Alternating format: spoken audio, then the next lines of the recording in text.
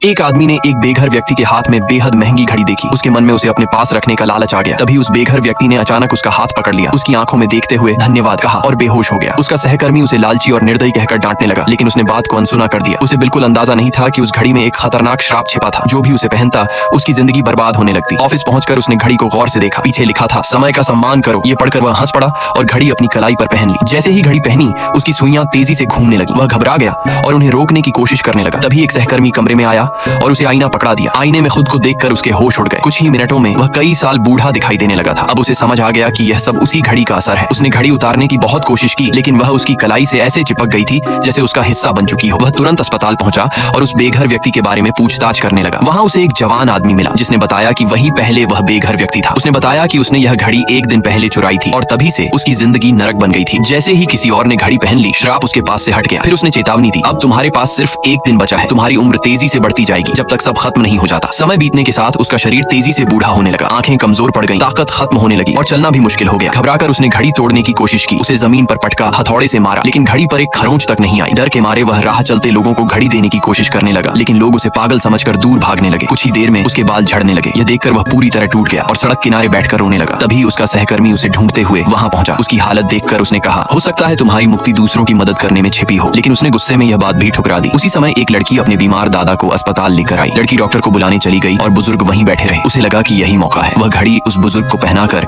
श्राप से छुटकारा पाना चाहता था, लेकिन तभी बुजुर्ग अचानक बेहोश होकर गिर पड़े। उस पल उसके भीतर की इंसानियत जाग उठी। उसने अपना डर और स्वार्थ भुलाकर तुरंत उनकी जान बचाने की कोशिश शुरू कर दी। काफी मेहनत के बाद उनकी जान बच गई। सब कुछ शांत होने पर उसने खुद को आईने में देखा। वह फिर से जवान हो चुका था और उसकी कलाई से घड़ी भी गायब थी। तभी उसे एहसास हुआ कि श्राप से बचने का तरीका किसी और को धोखे से घड़ी थमाना नहीं था। उससे मुक्ति का सिर्फ एक ही रास्ता था, बिना किसी स्वार्थ के किसी की मदद करना और अपने अंदर की अच्छाई को जिंदा रखना। उस दिन उसने सीखा कि इंसान की सबसे बड़ी ताकत उसकी दौलत नहीं, बल्कि उसका अच्छा चरित्र और दयालु दिल होता है।